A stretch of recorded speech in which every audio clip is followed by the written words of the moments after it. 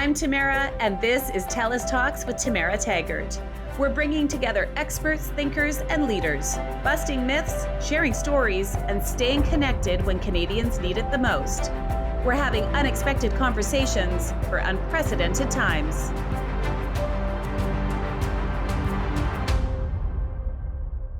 Hi, everyone. Today we are talking to Dr. Ross Green, a child psychologist. Dr. Green, nice to see you. Nice to hear you.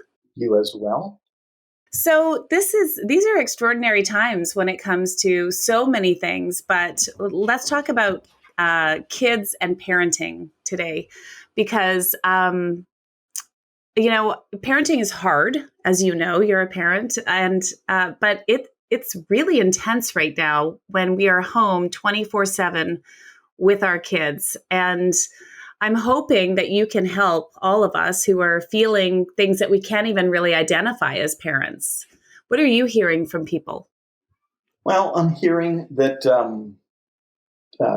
becoming your child's teacher as well as your child's parent is tough. There is such a thing as too much togetherness. I'm hearing, and I would agree with this, that parenting during a pandemic is a different animal. And the truth is, we've got to get that perspective, right? We are parenting during a pandemic. Yeah. Things probably aren't going to return to normal that quickly, much as we might like them to. Schools might not be open in September, which means you're still going to potentially be your child's parent and teacher come September or August. We are parenting during a pandemic. This is a nasty disease. Our priorities change when you are parenting during a pandemic. And that's a little bit of what I'm hearing out there. Yeah, it's interesting that you say that, because I kind of feel that, so my kids are 9, 11, and 12. And, parenting, I thought it was hard when they were babies, and it is. It's just a different kind of hard. Now it's an even more different kind of hard, if you will. So, I mean, in some ways I'm protecting them from all of the information that's out there. I want them to know a little bit of what's happening. I don't want to scare them. Sometimes we put on the news and they ask to turn it off because they find it scary. So we do. Can we tell them too much? How do we know where the balance is as parents with our kids? In terms of what to tell them? Yeah. I tend to believe that if they are asking, they're looking for an honest answer. That doesn't mean we have to load them up with all kinds of information. The truth is, number one, there's still a lot that's still unknown about this disease. But number two, what we do know is actually not all that complicated. As kids, they are, generally speaking, at somewhat lower risk. As a society, people are going to die from this. People die from the flu every year. This is worse. It's very contagious, which is why we're trying to be safe. So I think that a lot of what we know, and we can tell kids, there's a lot we actually don't know. There's things we don't know about this. Kids are good with that. So I'm actually less interested in protecting. I've always lived by the adage, if the kid's asking, they're looking for an honest answer. Right. And you give them the honest answer. You give them the honest answer. And the truth is, I don't think the honest answer is any less scary than the dishonest answer. I think that kids are pretty perceptive. They know when their parents are not giving them the straight poop. They know when their parents are not telling them everything. And I think that actually can be scarier. So if they're asking, I would tell. Right. And I guess the other problem you can run into is when they hear information from their peers. Excuse me. Yes. They're going to hear it from somewhere. There's all kinds of information on the internet. Some of it is accurate. Some of it is not. If they're asking for your honest appraisal about what it is they're asking about. Right. Okay. So if people aren't familiar with Dr. Green's books, so you wrote The Explosive Child, which, I mean, I don't know. Is it your most famous book? It appears to be. It has sold the most copies, as if that's how we Right. determine fame. I don't really keep track of fame, so I have no idea which book is most famous. So therefore, it sold the most books. So I would say yes, it's a very well known book. Raising Human Beings. I've just started to reread this book of yours, and because I think it's a perfect time to be reading this book, because I think that's what we're all trying to do. We're just trying to raise decent human beings. That's what I'm trying to do. I'm trying to raise kind, empathetic, understanding children. And it's so hard to do, especially now because, and I can't be the only parent saying this, but when you are with your kids 24/7, I love them. But wow, this is a wild experience. I am used to them being at school for 6 hours a day, learning, getting tired, and then going about and doing their activities and driving them there, and then coming home. We have dinner, a bath time. Everybody's tired. We go to bed. That is not happening right now. Tempers are flaring. We we get on each other's nerves. All of us. There's 5 of us in this house. How do we know when our kids are struggling? How do we know when am I looking for certain behavioral things? What am I looking for as a parent? It's a big question, I know. Well, I think they let you know it. And the other option is, if you think they're not very good at letting you know it, you can ask. But you're right. 24/7's tougher. It's also an incredible opportunity. I mean, to me, the silver lining is, when you're rushing around, you're getting them out to school in the morning, you're not going to get to know your kid that way very well. You're rushing through dinner, you're rushing through homework, and it's bedtime, right? I don't know if you really get to know your kid that way. I don't know if you have. This is why I was always envious of teachers. They got my kids 6 hours a day. I didn't always, right? So I think that if we're going to put a positive spin on this, and why not, right? This is an opportunity to get to know your kids better, to model some things for them. Now you're not solely relying on their teachers who have them all day to be modeling the values that you most want to model for your children. And so I think it's time to take a deep breath, take a step back. You don't got to do all what I just described in 24/7, but it's not a bad idea to take a step back and say, you know what, this could last a while. What do I want to accomplish here? And if too much togetherness is not wonderful, then how do we create some space for ourselves so that it's not constant? How do we deal with the things that are causing conflict? And my answer to that question is, my opinion, the way you should have been dealing with it all along, right? The way it's described in The Explosive Child and Raising Human Beings and Lost at School and Lost and Found, I think it's what we should have been doing all along, but often didn't have the time to do. If there's a problem, it needs to be solved collaboratively and proactively. But I think that this time presents us with a unique opportunity. Once again, this is positive spin, but once again, why not? Who do I want to be as a parent? What do I want to model? What values do I want to distill into my children, right? Us parents frequently don't give ourselves the luxury of thinking about that because in pre-COVID times, we were too rushed and too stressed and too busy. Well, you're still stressed. It's just about different things. But you probably actually do have time now to think about values, what you want to model for your kid, what you want to talk with them about in terms of the delicate balance between self-interest and interest of the community at large, the balance between economics, which is people needing to make money, versus keeping everybody safe, especially the most vulnerable. Those are things we should be talking about. Those are things that our kids will sink their teeth into. What are the values that we want to transmit to our kids? Now's the time. We've got a great opportunity to do it. I agree. It is a great opportunity. I mean, as adults, we have stresses. Those aren't our kids' stresses for sure. Worrying about, paying the bills or buying groceries, all of those things. Those are adult stresses. But yeah, I mean, how well do we know our kids when they are away from us for most of the day? And I used to feel really bad about that as a parent. Like I saw my kids at breakfast for a very short period of time.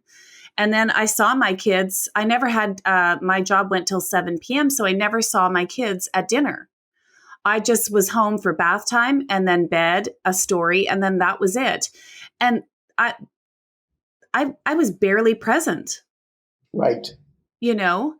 And ever present. I am always present. And I mean, we've tried to embrace these things. I had to step back and go, this online school, right? This is also stressful for parents because we feel this need that our kids are going to fall behind. Our kids are not going to do well. Our kids are this is going to affect them for the rest of their lives.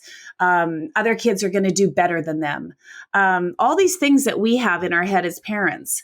Whereas, I mean, the kids seem to be doing just fine with school and they've adjusted quite well, most of them. And I understand also there's different learners, right? We have and behavioral issues, and we have there's a wide spectrum of kids. We're talking in general terms here. But when you think about kids missing school right now, is this going to affect them for the rest of their lives? Are they going to be in their 50s and this period of time will still affect them as adults because they missed 4 months of school? When you work with the kind of kids I often work with, kids who've been struggling in school for a long time, kids who are behind, kids who people aren't sure that they'll be able to get caught up. If you're doing the right thing for kids, development happens. They get caught up. They go as fast as they can go. Development goes as fast as the kid is able to make it go. I work with a lot of kids who had done no schoolwork for 2 or 3 years. Just want to give some perspective here. Kids who've done nothing academically for 2 or 3 years.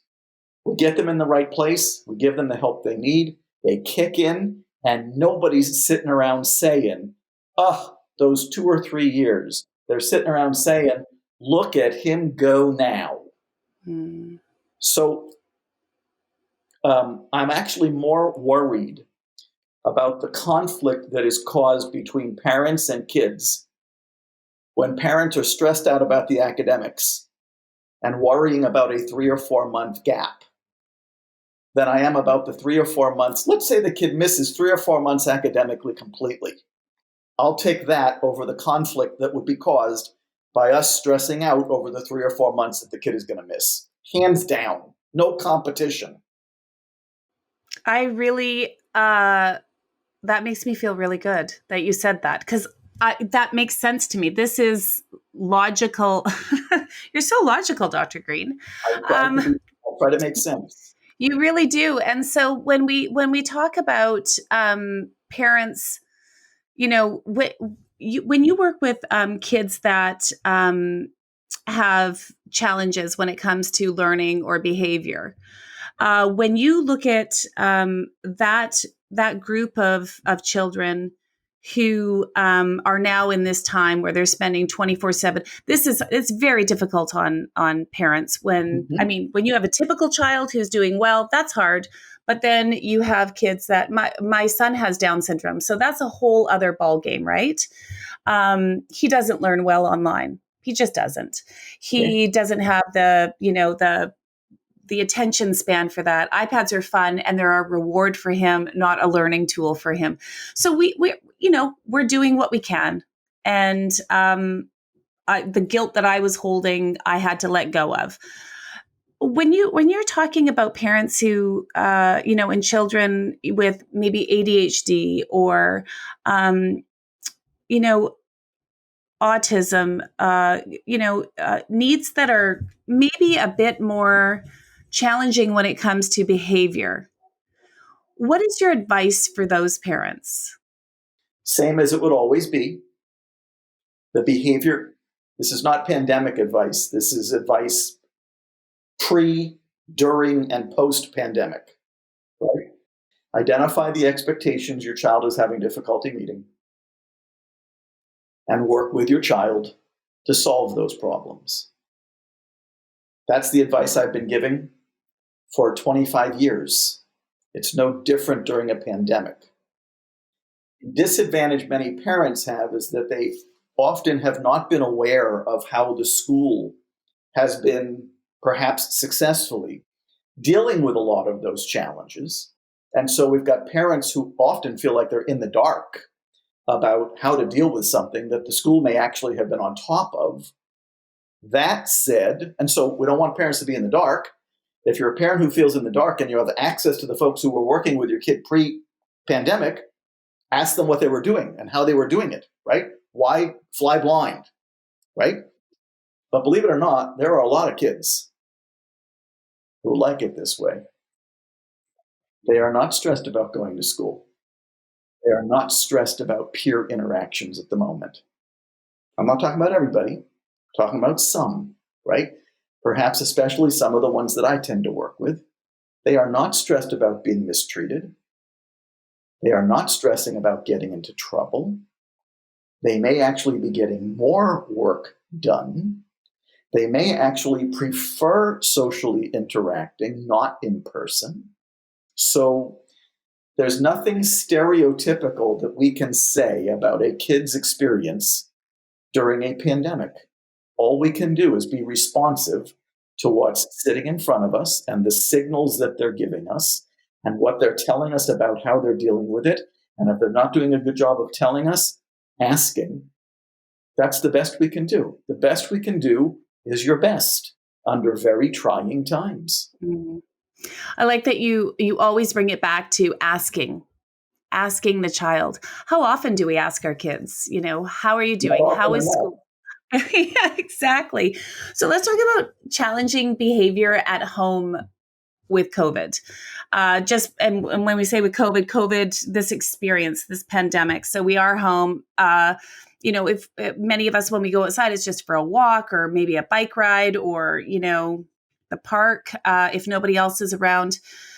But are you hearing, I know that some of my friends are seeing different behaviors in their kids because they are home and they're with their siblings 24/7 too. So this adds a whole other dynamic. Maybe there are kids that have never shown challenging behavior that are now showing things that parents haven't seen. Just remember, behavior is the signal. Behavior is just the signal. I don't really care what behavior it is. Some are obviously tougher to take than others, but behavior is the signal. Behavior is the kid telling us, I'm stuck. There are expectations I'm having difficulty meeting. That's all behavior is. And here we've added some new expectations during a pandemic, right? The academic expectations were there all along, but we've now added the expectation that you do it remotely, that you learn remotely. We've added the expectation that your parent is now the primary helper on things that are difficult, not necessarily your classroom teacher. That could break in either direction, by the way. We've added the expectation that you are with your siblings a lot more than you used to be.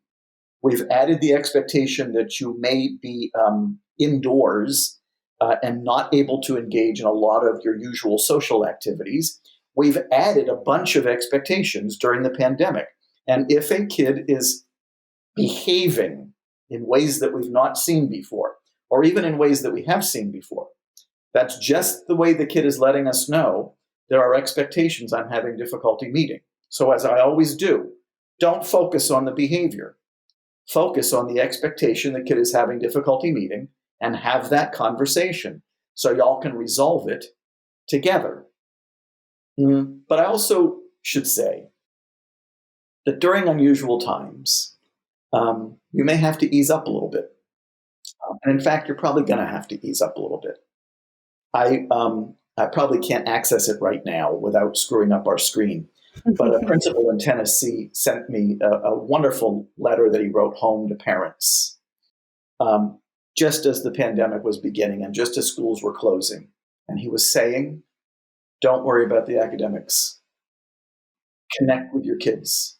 Listen to music together. Play Legos together. Do puzzles together. Don't stress about the academics. That is not something I want you adding to your home dynamic during stressful times.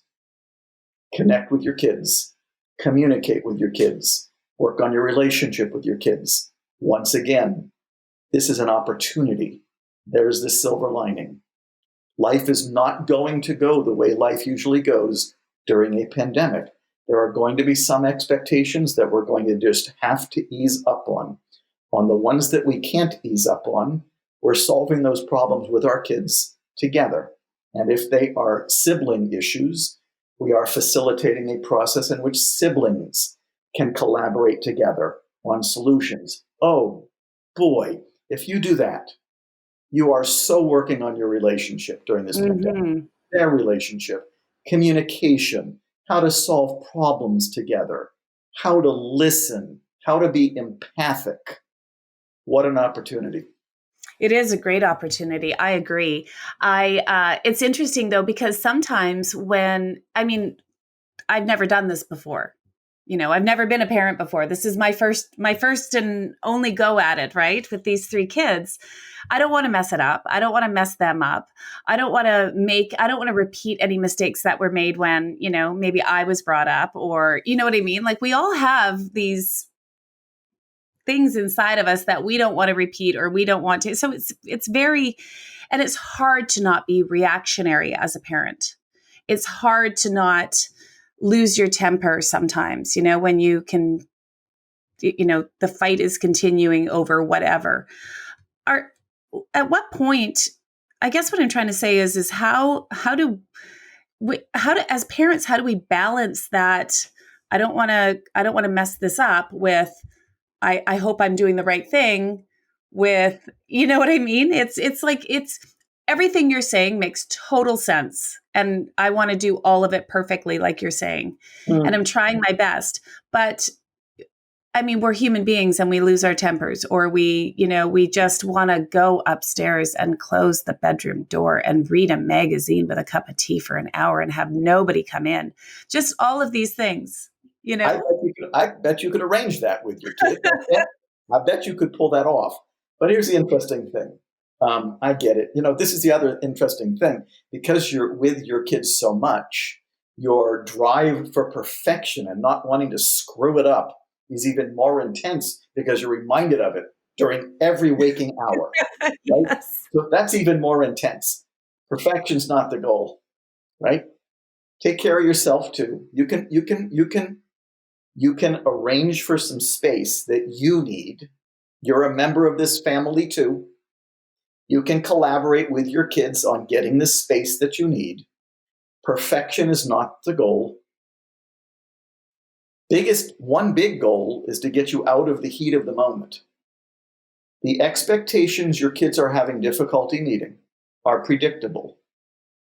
You only find yourself in the heat of the moment if you're dealing with them in the heat of the moment. But it doesn't have to be that way. You can make a list of the things you want to work on with your kids, the problems that you need to solve, and the expectations they're having difficulty meeting. You can decide after you make that list of expectations whether you even want to pursue those expectations right now, whether it's even worth it right now. Some you'll say yes, some you'll say no. If you make that list for each kid, maybe even your significant other, you can solve those problems collaboratively and proactively so you don't find yourself in the heat of the moment and you don't find yourself losing it because you're solving those problems proactively before they even come up. Cut yourself some slack. The goal is not perfection. I think that conflict is a much more poignant sign of blowing it than the fact that you may screw something up because you're not being a perfect parent. Right. Conflict tells you something is not going well right now. And often what's not going well when there's conflict between parents and kids is you are pursuing an expectation that your child is having difficulty meeting, and you're trying to deal with it once again in the heat of the moment instead of proactively and in tandem, collaboratively with your child. I don't think conflict, I've always said, I talk about this in Raising Human Beings, conflict is not a given. Disagreements are a given. Kids having difficulty meeting some of our expectations, those are the givens. Conflict is not a given, not if you're working on these problems proactively and collaboratively. Right. This is why I'm rereading Raising Human Beings. I need a brush up on this. This parenting thing, it changes daily. It's there's always new challenges. And I mean, and as you say, we're together 24/7, and we're really seeing it. We're really seeing it happen before our eyes. What happens when a parent sees, something in their child that is exactly like them, and it's not them? you see your child acting in a way that is so you, and is maybe not your best attribute. Are there ways to is that just a natural process of kids watching their parents, or are there ways to, you know what I mean? Do you understand what I'm trying to ask you here? I do, but I guess the main thing is it really doesn't matter. It makes it a little bit more personal if it's a characteristic that you think they got from you. But the bottom line is, let's separate ourselves, and a part of you that you may not like so much. Let's separate ourselves from that, right? Let's turn it into an expectation that your child is having difficulty meeting. Maybe how they're treating somebody. Maybe how they're resolving conflict. Maybe how they're resolving disagreements. Maybe the way they are carrying themselves in a way that you don't think is going to go over so well with siblings or peers. Let's try to move it away from you and just turn it into an expectation that they may be having difficulty meeting. If it's an expectation, I would call it an unmet expectation. But those of you who know my work know that what I would call it is an unsolved problem. And once we identify it, we can have that conversation with the kid, right? But the first thing I'm going to ask myself is this a characteristic that I would have been easily able to change in myself? If not, I might let it be. Right. You can't change everything. These are all so true. Simple, true, statements that we really need to remember, that perfection is not the goal. We especially need to remember it when we're together so much. Exactly. So just to go back to your books, I mentioned that I'm rereading Raising Human Beings, which is excellent. These are all available as audiobooks too. The Explosive Child, and Lost at School. I have not read that one. Maybe you could tell us a little bit about Lost at School. It is what the model looks like in a school. And it's a toss-up between Raising Human Beings and Lost at School as it relates to which is my favorite. Lost at School is about 50% a running story. And so it's not quite as technical. It has many poignant moments in it from the story. It is about kids and educators trying to get their arms around collaboration instead of using power to accomplish things, partnership rather than being adversaries, being teammates rather than enemies on solving the problems that are affecting kids' lives. And it brings in the voices of people who sometimes don't react so well to this model when they're first hearing about it. People who have what we might call a more traditional view of discipline, and perhaps a not especially complimentary view of parents whose kids are behaviorally challenging at school. So it weaves together a lot of the factors that come into play in schools and it just helps people learn how to do this in a school. Um, I think it's one of my top two favorites, so you got to read it. I will read it right after Raising Human Beings. And then you wrote another book called Lost and Found. Lost and Found is a somewhat more technical follow-up to Lost at School. Okay. But that book actually has the voices of real teachers in it. Lots of voices of teachers saying, here's what the model did for us. Here's some kids we did it with. Here's what I learned. Here's how I'm different. Excellent. And you're right. You are writing now while you're in isolation. Is that what you're doing? I've got 3 books in the hopper. The novel is just finished and is being sent off to see if any publisher wants to publish it, probably on Monday. Then I'm going to turn my attention to revising Lost and Found. And then I'm going to write a 3rd book that is just the most recent rendition of the collaborative and proactive solutions model. It will be more for clinicians, but it's also going to have quite a bit of information in it about how to not use restraint on and seclusion on our most vulnerable kids. And we've had that a lot in the news, also in Canada over the years. Indeed, and it is, well, I could talk to you for hours about that when it comes to kids with disabilities in schools. So we'll leave that for another time. But also your website, your nonprofit organization. What a wonderful website! It's just a great place for parents to go. And you can just dig around there forever and find all kinds. The documentary is there. There are so many articles you can read and just really get so much information. Why did you start this nonprofit? Well, I wanted to give the model away for free. I don't think you should have to buy a book to learn about the model. Websites offer us opportunities for streaming video and audio programming, which is a better way to learn for some people who are not necessarily readers. But what Lives in the Balance, the nonprofit, is doing now is moving very heavily into the advocacy realm. We need more people to change their lenses. We need more people to change their practices, because we are still losing a lot of kids because of obsolete lenses and obsolete practices. And so Lives in the Balance is at the fore of trying to change things for better, not just for our most vulnerable kids, but for all of them. As we've been saying, we all deserve to be treated with compassion, even our most vulnerable kids. Yes, you're speaking my language. And I love how you use collaboration. Empathy is a big part of your work. Huge. And, can we teach empathy? I find that empathy can be taught primarily through the 3 steps that are involved in solving a problem collaboratively and proactively.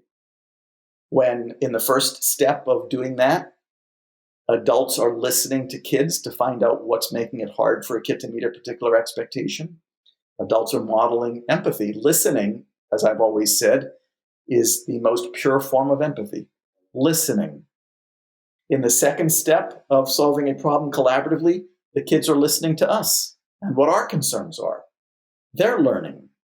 And when we are coming up with solutions in the third step, and those solutions have to be mutually satisfactory, meaning those solutions have to address the concerns of both parties, I think you're teaching empathy and how to come up with solutions that don't just address your concerns, but address the concerns of another person. And we have never needed that more badly than we do right now. Isn't that the truth? Do you think that when we come out on the other side of this pandemic, Dr. Green, that we will be a more empathetic community? I know it's different where you are. I know things are a little bit different where you are. You're in Maine, or the U.S. And I ask because, you talk about so many things that have been concerns here, in my own backyard when it comes to empathy and raising kids that have special needs and they learn differently. You talked about, seclusion and restraints and all of that stuff. That is a huge part of my world. And I hope that when we come out on the other side of this, that the adults in charge can put an empathetic lens on how we are teaching children, how we are treating children, about inclusion, all of these things. But I mean, I hope, that is my hope, that we come out on the other side of this and we really learn from this experience. I hope the same. I don't know how that's going to break. I think that there are going to be many caregivers who are driven to make up for lost time, and who may lose sight of how important it is to check in with kids about what this was like for them. And this is not a reality show. This is a pandemic. I hope people are not in such a rush to make up for lost time and get back to business as usual that they lose sight of what's sitting in front of them. That's my hope. I'm not sure how it's going to break. Yeah. Okay. And one last question before we wrap up. Is it ever too late with kids? Is it ever too late to do the things that you talk about? Never. I saw a bumper sticker once that I wish I had on my car, but I couldn't quite tell where it came from. It said, "It's never too late to have a happy childhood." But in my phraseology, it's never too late to listen. It's never too late to understand. It's never too late to communicate. And it's never too late to solve problems that may have been affecting a kid for a very long time. How could it ever be too late? Dr. Green, I cannot thank you enough. Obviously, I could talk to you for, probably 8 hours about this topic. You are a wealth of information. You are a true gem. Your books are amazing. They've changed so many lives. So thank you for taking the time. And I just want to remind everyone that you can go to Dr. Green's website, which is livesinthebalance.org, livesinthebalance.org. There is so much information there. And of course, you can get all of his books wherever you buy your books. Thank you, Dr. Green, for being with us. I really appreciate it. It's been a pleasure talking with you. This was fun. Thank you so much. And be sure to join us here on TELUS Talks with Tamara Taggart every Tuesday and Thursday.